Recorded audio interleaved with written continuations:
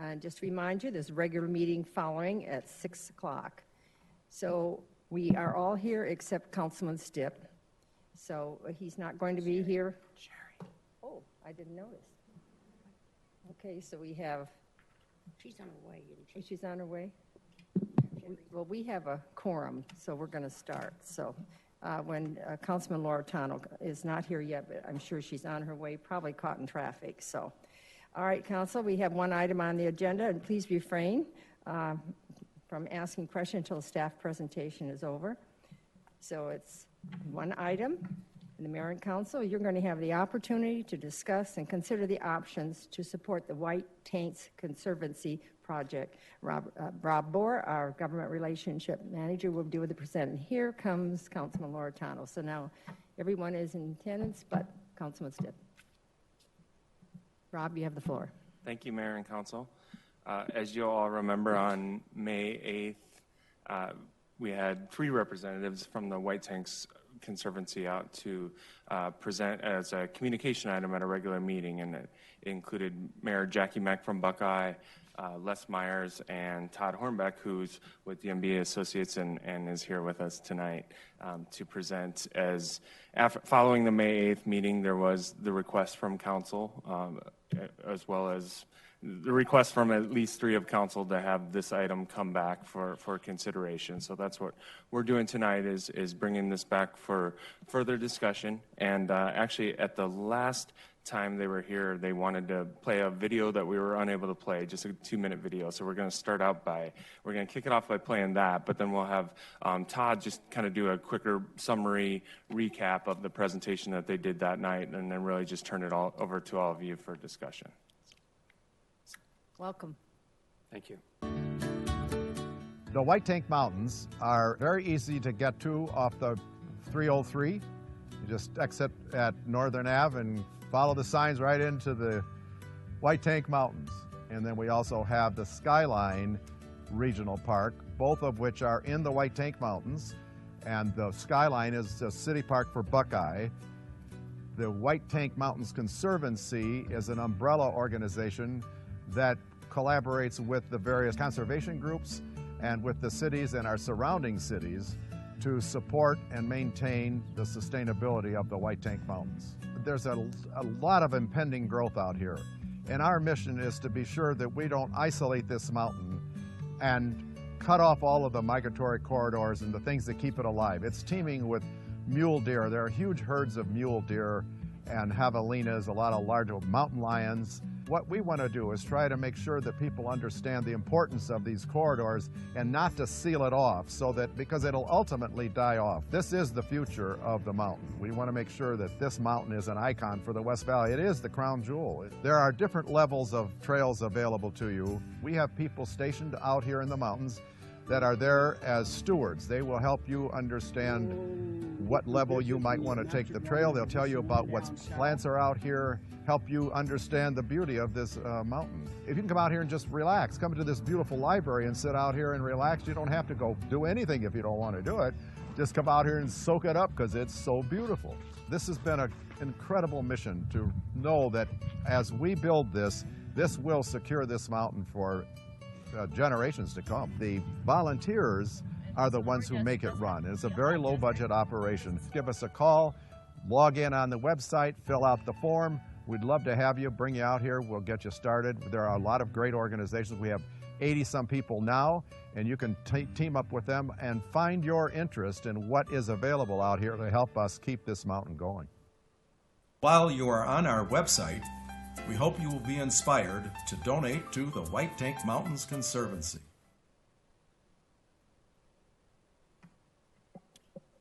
So Laney's going to get us switched over to the presentation here, and then Todd will talk to you a little bit about the Conservancy. There we go. Great, thank you. Mayor, Lord, members of the council, it's an honor to be back in front of you to extend our conversation about the importance of the White Tank Mountain Conservancy project. On behalf of Mayor Jackie Mack and Les Myers, I want to thank you for allowing us the time this evening. Mayor Mack, of course, sends his regards and his regrets. He he called me just a couple of hours ago and said he's been dumped on by a water meeting, pardon the pun, and so he's got his hands full in his own city council chamber, so he's not able to be here. But as you know, he certainly would choose to be here if he could. So you've seen most of this, and you have a packet in front of you that details our project and kind of an overview and a summary of our business plan and who some of the players are. And I'll try to be as brief as possible because much of this you've seen before. So the White Tank Mountains Conservancy is in probably its third year of operations. Mayor Meck and I started the conversation about 3 years ago. And when we started to do the research on what we could do in order to best situate ourselves to protect not only the land from a conservation standpoint, but also the natural habitat and the ecosystem. And as you all know, population is encroaching this area, and now's the time to have the conversation. And so we put together a coalition of founding partners that we'd like to continue to grow and invite you to consider joining us as a founding charter member of the organization. But we did this very strategically. We wanted to make sure that we had regional leaders and from both business and government sectors, but also content experts and really anybody that had expertise. And so that's the list that you see before you, and I'll go through what each of these players is doing. But this is essentially the founding members of the network so far, and we're hoping that this grows over time. And we would love, of course, to see the city of Goodyear join us more formally in our efforts. This is an aerial photo of the mountain range just to give you some perspective, not only of the scale of land that we're talking about. And we have more or less drawn a boundary around the mountain range that would include I-10 on the south and roughly the Jackrabbit alignment on the east, Bell Road on the north, and the Sun Valley Parkway on the west. And you can see those geographic boundaries. That's just to give us some containment around the conversation.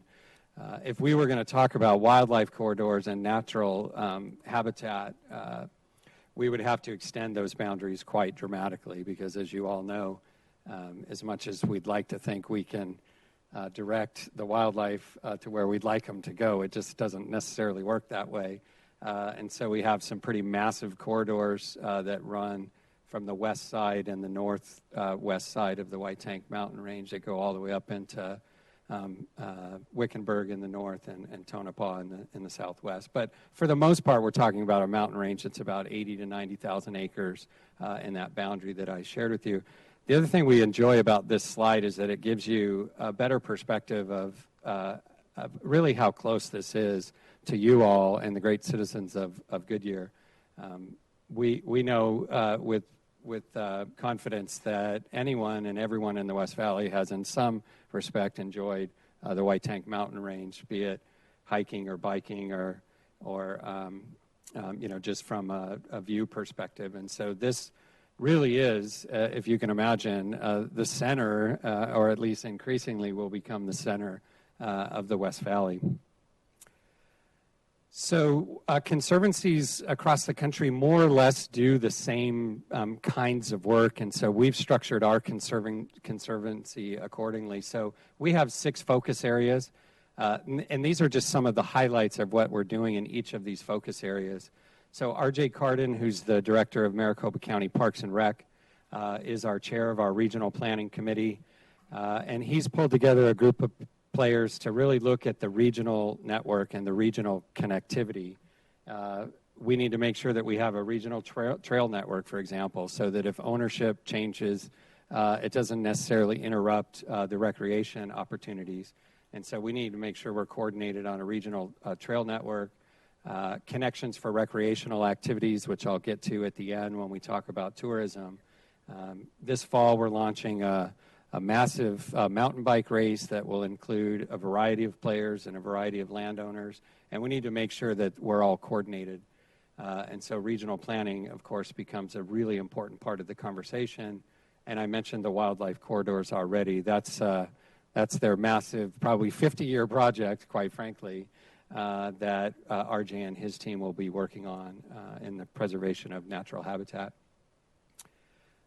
Oops, did we miss a few? Oh, I thought we had slides for all of them, but I guess we're just pointing out. So this is one example of a focus area. If you look to that brochure, you can see the other 5. So we have a stewardship program for volunteerism, trail guides and maintenance and trail builders. We have a citizen science program. In fact, we'll have our second cohort of budding botanists where we train young people and citizens and how to do flora and fauna inventories. We have tourism and public attraction, which is working on mountain bike races. And next spring, we're going to launch in White Tank Regional Park a hiking challenge that'll be a 3-day event with overnight camping and educational programs, and on and on. And we wanted to just point out some research. So this research, in terms of impact and in terms of the importance of the conversation to Goodyear, not only is this a recreational and a tourism asset to you and your citizens, but it also has pretty significant economic impact. And you can see a national study done recently that, $21 billion in consumer spending nationally, $1.4 billion in state and local tax revenues, 200,000 jobs. So the outdoor industry, it's more than just a bunch of people wanting to come together to protect the natural desert because it's pretty. This is not only the right thing to do, we think it's a smart thing to do, and could be in all of our economic development's best interest. We would love to see, our packet of information in your packet of information when you're looking to promote your great city. We just had a board meeting this afternoon, and Sintra Hoffman, who's the CEO of Westmark, who's on our board, wanted to share that, she sees this as a very important part of their brand new quality of life committee, and you're going to start to see a lot more information find their way into the Westmark promotional materials that have to do with this really dramatic recreation and economic development asset that we have. So some of the things that we're working towards are those wildlife corridors that I mentioned to you. We have a long way to go in terms of the protection of the environment out here, but as Mayor Meck likes to say, we have a blank canvas. It's our opportunity to create a glorious portrait of that canvas, and so we can do this, and the time is now to have a conversation about how do you balance smart growth and individual property rights and developers' rights to grow their communities with environmental interests, and so we're going to take a very pragmatic approach to that conversation. We think there's a huge tourism opportunity here, not only in these races, but in hiking events and the like, but just everyday recreation. Mayor Meck has reported on occasion that since the onset of Skyline Regional Park, there's, in their first year, they saw well over 200,000 visitors. And so we have an important daily recreational asset that we need to protect. As you all know, there's lots of history in natural habitat that was here long before any of us, and we want to put our best foot forward in protecting as much of that as possible, and to make sure that, the public continues to have access in a meaningful, safe, and structured way. And so the coordination of all of these key stakeholders to ensure that that happens, the time is now for that. This is in a handout as well. So we have a founding board, a governing board, many of the names you've heard before. Ian Dowdy from Sonoran Institute, Stacy Butte from Conservation Alliance of Arizona. We have a few community leaders. Bob Beeman, who's the new Chief Nuclear Officer at Palo Verde, is on our board. Fish, I mentioned Sintra already, and you've met Les, he's our staff member. We are also allowing all of our charter members, which we're inviting you to consider becoming, to have 2 seats on the Charter Membership Advisory Council. You can see Mayor Lord is already on there, but I can assure you that that's an asterisk by that, pending this conversation. But we wanted to put not only the ones that we've secured and that are already at the table, but also some promising conversations. So you can see down the right-hand side, we're obviously in conversation with you. We've had similar work study sessions and presentations in Wickenburg and El Mirage. and even WestMec is considering charter membership. Thank you, Todd. So, Mayor and Council, we just wanted to cover a few important items to somewhat guide your discussion here. First of all, so the past municipal charter memberships have been a $25,000 one-time contribution, and that's a lifetime contribution. So that can be a one-time payment or an immediate payment, or they would also accept something over the course of a period of time or a period of years. So obviously that's the first important point of discussion is you know, if this is an important project for the city of Goodyear to contribute to. And then obviously beyond that, it would be finding a potential funding source for that $25,000. Of course, you have your special projects fund, which is really intended to be a source of funds for any project that you guys see as an important benefit to the community and is really at your discretion as far as the use of those funds. So this would be a way of funding it now, whereas the other option would be funding it out of the general fund, which would obviously have to be a part of future budget discussions or future supplemental discussions in future budget years. So those are really the kind of the two big points as far as funding that you're looking at. And then the other thing we did want to touch on was just obviously there are other partnership opportunities out there in the way of recreation, so just to keep those in mind. Obviously, before you went on break this summer, you received the presentation about the Wellspring Park, and we know the size and scope of that project. There's obviously going to be a lot of city partnership opportunities there over the next coming years. And then Estrella Community Park, there is some potential partnership opportunities with the county as far as use of the multi-use facilities or fields out there. And then the other one to mention was the projects along the Gila River. Mayor Meck obviously wasn't able to make it tonight, but he's at a water meeting, which those of us who know Mayor Meck, that's not surprising at all. This is a key project of his and ours, the El Rio project. Obviously, it's a partnership among Buckeye, Goodyear, Avondale, and Maricopa County to really look at kind of coordinating and standardizing design and development along the river here. And then the newest one of all of these, recently we met with Senator McCain, who introduced a project that he is extremely excited about and actually coordinates really well with the El Rio project, because they're looking at doing basically a development project all along the Salt River and then the Gila River, somewhat in line with what we've already looked at doing with the El Rio.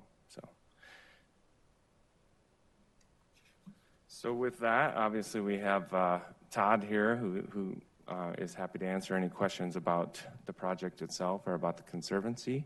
And other than that, we'll kick it over to you to all discuss your interests and moving forward with the project. Todd, thank you coming this evening. We really appreciate it. Rob, nicely done. All right, who would like to start? All right. Councilman Pasillo or Joe? You mentioned the special project funds. I assume there is $25,000 in there. Sorry, I meant to mention that. Mayor, Councilmember Pasillo, right now the balance is at $162,004. So if you're assuming you did the $25,000 contribution, obviously that leaves you with a balance of $137,004. Another question: future funding. Assume we're a member of the board of directors, and at some point you're going to need some money to do projects. How is the future funding? First of all, you'll have a budget. I assume that commits all the partners at that point to make it happen. How's that allocation among its members to divvy up who's responsible for what piece or portion of that budget? Is it by population? Is it by, how are you going to go about divvying? Because, I mean, if you've got a board of directors and you've got all of these people that are associated with it, you're going to make a commitment at some point. The city will have to make a commitment that they'll be part of this. I just want to know how that allocation, when it gets down to the actual budget process, will be allocated among all of its board members or all of its members? So we had a 3-year startup budget with charter membership, which was what this request is for, being startup seed money. Our next step in the process in year 2, which is now going to be more like year 3 or 4, because the charter membership startup process has taken us longer than we thought. As evidenced by our conversation with you, it takes a while to have the conversation with the city. And so we're extending that charter membership period. But our goal was to raise $1 million to start the Conservancy. So Mayor Mack and I are responsible for raising that. And we cut it into thirds, with the first year being charter membership with municipal and corporate involvement, just to start to pay a part-time employee, office space, promotional materials, those kinds of things. Right now, we have hired our first grant writer, so we're moving into phase 2, which would be the grant writing phase. We are already in front of the Pulliam Trust, and so we're waiting to continue that conversation with them. But we're going to continue with some other key funders that we've targeted here locally. Piper, Arizona Community Foundation, and Wrigley Foundation, to be specific. So they're on our prospect list. Those funds will be much more programmatic in design. They don't necessarily fund startup or capacity or those kinds of things. And so the proposal that we put forward with them is programmatic dollars, not startup dollars. And then we have our third sort of leg of the stool, which is your typical philanthropy and fundraising effort. So we intend to grow our stewardship program. We have a goal of 150 members in that 3-year period. We're at about 80 members. And then we will continue to grow the number of categories that we will have for membership. So ultimately, we will have a whole membership program where you could pay $100, $250, or $500 a year, something along those lines. And so we're going to grow this like we would a traditional nonprofit organization. So our charter membership program was specifically the seed money to get started. So if my math is correct, it's about 40. You need about 40 to get your million, 25,000 a pop. 40, does that get us $1 million? If my math Well, is right? no, so the charter membership goal was 350,000. Oh, okay. And we've actually exceeded that goal. So we're staying in that game. We've had a lot of audience with municipal and corporate members, and so we decided to continue that conversation beyond the 1 year. We're at probably more like $400,000 committed, so we've exceeded that goal, which is why we're shifting into the second leg, which would be right around the same amount, $300,000 to $350,000 from a foundation, a local foundation. And then our final leg would be another $300,000 in other grants. We've launched a golf tournament. In our first year, we raised $20,000. This year, we're projected to raise $22,000. So that third leg is sort of that more traditional kind of fundraising and philanthropy that any nonprofit would have to do. Yeah, I like the concept. I think it's worthwhile to save it for our kids and for our future. Have you had the discussion from what's the term I'm thinking, from a board discussion or from a charter on how you will allocate when you get into the actual budgeting process where you actually need operations, how that will be allocated among all your charter members, so to speak? So, sort of. And the reason I say sort of is because right now, really our only expense is a part-time consultant staff and some materials. And so we have agreed that that's where we'll spend these initial funds. And so we have less, 20 hours a week as a consultant, as our executive director. And we have some postage and some business cards. So that's really the only thing that we've agreed to. We've spent very little of the seed money. No, I think it's a worthwhile endeavor. I really do. I'm in favor of this. Desert's beautiful, and I think especially those mountains is, I think, an excellent place for us to do just that, to preserve it for future use. Yeah. So, I'm on board.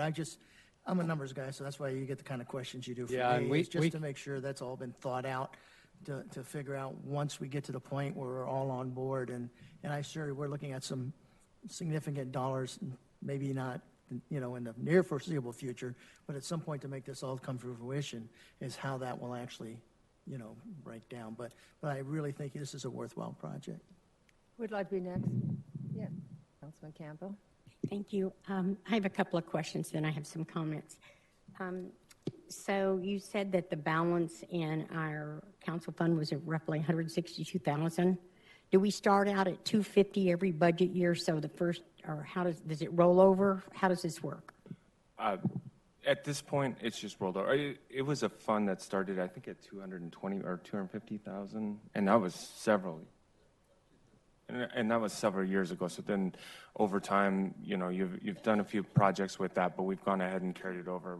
Once that can really be a part of future budget discussions as well. If there's sort of a level that once we get to, we want to kind of restore. So we don't budget $250 every budget year. No, Okay. we haven't added So I to get that fund. All right. So I'm a person of surveys. Apparently, I'm the only one in the city that believes in surveying the residents. And well, this is a story, so you have to listen. I get on the e-group. Got a here already? Yeah, no, well, I keep asking for surveys and I don't see them. So I surveyed 4 neighborhoods, and one of them is the past president of the Pebble Creek Hiking Club, and they have 160 members in their club. They do 12 to 15 hikes a year in white tanks only. And they said if we averaged all of their hikes, it would be over 200 people hiking in the white tanks. They have their annual picnics there, and they also do trail maintenance once a month, and they felt that the white tanks had the best hiking trails. And then in my north subdivision, I found 62 people who have used the White Tanks Park in the last year, roughly year. They take their children out to look at flowers and try to find animals. So I know our residents love that park, and they probably use it a lot more than what we're aware of. They take their bicycles out, and they do bike riding, and I have one lady who told me she just goes out to paint the wildlife and to paint the landscape because she said she felt closest to God and nature by just sitting out on a bench there at the park. So it's a wonderful place to preserve for future generations. And I have been on board with the White Tanks Conservancy long before they ever started, because I believe we have to save those mountains, because that's part of our selling. While we get to look at it, if we do not stop the developers from developing that area, we're going to lose a big piece of the historic preservation in our area. I had thought that this would have been a really simple thing, agreeing to be the 25,000 charter member or whatever, pay $5,000 a year for 5 years out of the general fund. We wouldn't have even missed the money, I wouldn't think. But then I never really thought that and I don't think that the Conservancy is going to come back to the cities and ask for more money to implement their programs, because if they're successful with their nonprofit status and their grant writing and their corporate sponsors, they're going to be able to provide for whatever programs they wish to do and be very successful at it. And especially when they offer yearly membership or family membership or buy a brick, build a road, whatever it is, because people, when they feel that they can contribute to save something so important to our city and to the West Valley, they're willing to do so. And most nonprofits are smart enough to know that they have giving opportunities at the lowest level for people who may not necessarily have a lot of money, but yet they can feel they have contributed and their name is going to be somewhere in that park. So I just think it's a wonderful idea. And thank you, Todd. Thank you, Les. Thank you, Jackie. All of you for putting this together. And I just wish you the very best of luck. Thank you. Councilman Osborne? Thank you. Well, I thoroughly appreciate the first time you came and saw us. And, I think I told you back then that years ago when we did with the Southwest Valley Chamber, we did do a tourism survey, and the white tanks were considered an asset to the West Valley. And I think we all probably, can easily agree upon that one. It's also not only something that we need to save naturally of the environment for our future generations, but there's also that cultural aspect that we don't see too often. Those petroglyphs are something that certainly is not everywhere. And so, we definitely need to value that. I thought it was kind of nice that you added just the outdoor industry. I mean, we have a corporate partner in our city that wouldn't exist, REI, if it wasn't for everyone's love for the outdoors. Yeah. So that is something truly, truly wonderful. This council knows how I feel about the environment. As a Arizonan from the 1800s, I truly, and even if I was a person that just moved to Arizona, it really doesn't matter. I think when you have a feeling of wanting to protect the environment, our wildlife corridors, you get on board with that. And there's certainly, I think, a great deal of those people in Arizona that would value the white tanks. I think that as a regional asset that this is. You saw, Rob mentioned the things that are in front of us that are competing, and even though the good thing is that there's a lot of opportunity that people want to protect and be part of, and so that's good. It's great to hear all these different projects, but I think that for our city, for our citizens, being a charter member is something that is valuable to us and to them. And so however we want to split that 25, I think is an easy answer, but I'm on board with it. Thank you. Thank you. Councilman Loredano? Gets hard when you get down to this end, doesn't it? First of all, I want to say thank you for coming back. It was a very great presentation, and that area is very beautiful. I know we've had the kids go out there and stargaze, and they do those out there as well, it's really beautiful. So I'm on board with the project. I think it's important for our citizens to know. I think Wally made a very good point that although it's not located in our city, we do use it. And it does have some great trails, and it's very beautiful. So I'm on board with that, and however we can best maybe split up the money. My question is to the city manager. This is such a good idea. I would like to see if we could copy it for the Estrellas. Yes. I mean, we have our own wildlife corridors. We have beautiful mountains up there that we need to preserve. I think we need to start looking at just the white tanks. Maybe we can join in with you. I don't know how we can do that at some point, but I would like to look at doing this. I like, what imitation's the most sincere form of flattery. We need to protect our mountains that are right here in our city as well, because they do have hiking trails and they do need a little more TLC. So although I'm on board with that, I think we need to take a long, hard look and make sure that we take care of ours as well. And I think that they've set out a wonderful plan and a wonderful model to do that, and we should follow in course those mountains. And and I think just as a valley, we need to protect all the mountains and everything. So thank you. Coach. Thank you. Okay, say we got Coach. Councilman Hampton? Yeah, I think it's a great idea to have the conservatory. It's definitely good for the future of the state and for the area.